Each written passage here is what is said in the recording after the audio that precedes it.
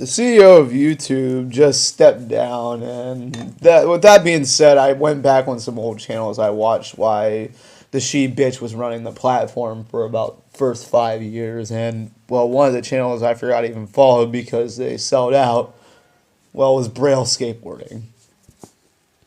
Now, I used to live in a hotel room. You know, I had privilege to go out and skate in the parking lot. We went back to my hometown to revisit and look around, and, well, I settled here, and all I have is this busted laptop with a few braille skateboarding videos to my disposal. He had multiple series, and, well, we were all talking about the almighty Aron Kyro, who honestly looks like Eminem on crack. I saw that there was new video activity within their channel, and I haven't checked in ages, but I didn't want to watch their new shit. I scrolled back a bit, but not too much, but just a bit to see if I can get the great quirky funness of the gang one more time. But I was wrong. The videos that I was presented that night was not good. It started with the "It All Started Here" video. Hi, I'm Aron Kyro. I'm a sponsored sellout from the San Francisco Bay Area, and this is where it all started before I was in San Francisco. So here we're going to try to bust some gnarly grommets with our friends Ricky Glacier. Alright, I'm going to pop some grommets, going to do some crazy flip dark side tricks, and hopefully bust me anus. And I'm going to be incredibly racist and really stereotypical to all my fellow skateboarding friends except JD. JD wasn't even there on the tour though, which was strange because last time I checked they always bring JD on the tour because he's the youngest and they make him make the most money because he's the youngest. Kind of like a sweat lab slave or some shit like that or whatever you call them. Well guys, I'm going to show you where I first kickflipped. I kickflipped over this dead homeless man on the street. Now watch me pop a nasty grommet. It got extremely loud and he did this McTwist kickflip over one person, but he lost footing. He quickly ran into a street and pelted a car, but it didn't even affect him damage-wise. First try! He pulled the dude out of the car and slammed his head right into the hubcap. Now I'll teach you to mess with the sellout from San Francisco Bay Area. He then started to take his pants off in front of Mowgli, and Mowgli was starting to get really uncomfortable. Uzi came in wearing a mustard-stained Bill Cosby t-shirt, listening to Plasticine Cowboy and eating a dyslexic fudgesicle. What's going on here, man? I'm about to beat this guy first try! He then grabbed Uzi and ripped his shirt off and then tied it around the man's face and then rapidly skull-fucked him for 8 hours on the video until the video continued. His throat muscles are so strong, so strong. The cameraman then... You can hear the cameraman sobbing behind the camera as he's zooming in on Uzi's face.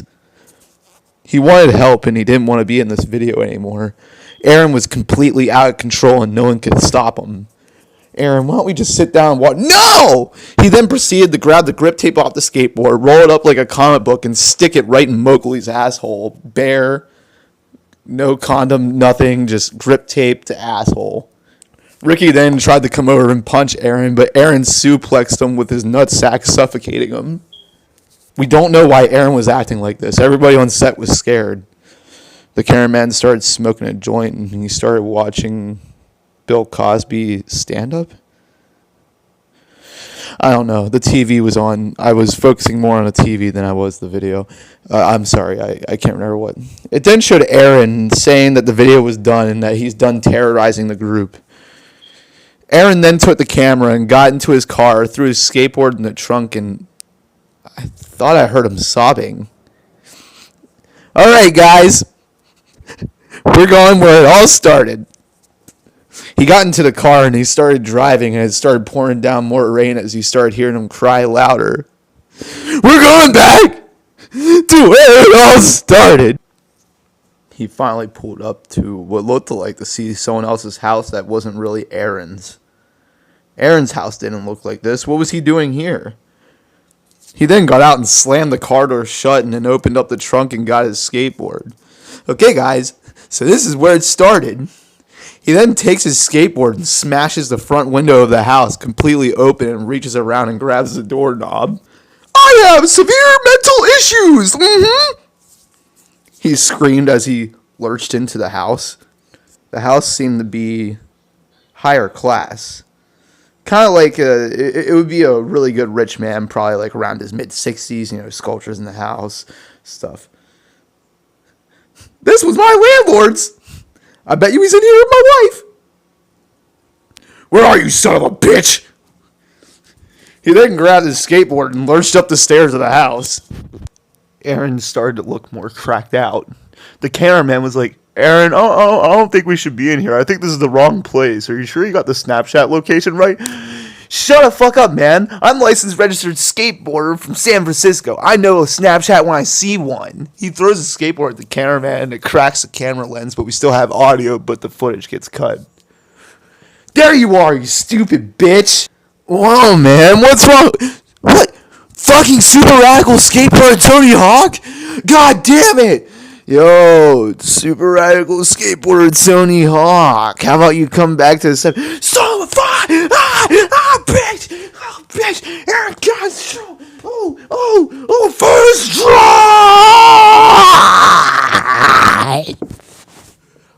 The whole room fell silent. All you heard was sobbing and, you killed him! You killed him. No more super radical skateboarder Tony Hawk. It's now just Aron Kyro. That bitch never deserved to be famous in the first place. This isn't even my wife. I just wanted to murder him. That's kind of fucked up, dude, the cameraman said, hitting an hard joint. He started to look a little more like Bill Cosby. You could see the blood vessels pop right in his face as the camera zoomed deeper into the cameraman's face, breaking the first wall that you never usually hear being talked about. What you didn't know was the ending was pretty dark. Kyro went home blood-soaked after he killed the local legend super radical skateboarder Tony Hawk, who hangs behind 7-Elevens. He was riding home, and he went home, and he sat on the couch, and he had the camera facing him. Well, guys, there's only one more thing to do. He started turning on the TV, and he grabbed a bowl of popcorn. He was watching Full House. He started to stroke his dick violently, and he was going really fast and hard. But the police entered. Aron Kyro? He wouldn't answer. He just kept going at the same rapid speed as he was, looking at the Full House cast. You're arrested for first-degree murder. Stand up. Put your hands around behind your back. He continued. He looked right dead in the space as it zoomed in on his face.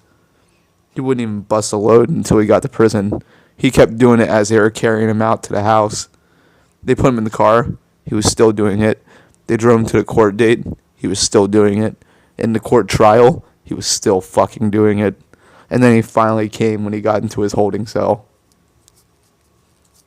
I'm licensed skateboarder and murderer, Aron Kyro. And I'm from the San Francisco Bay Area. This is where it all started.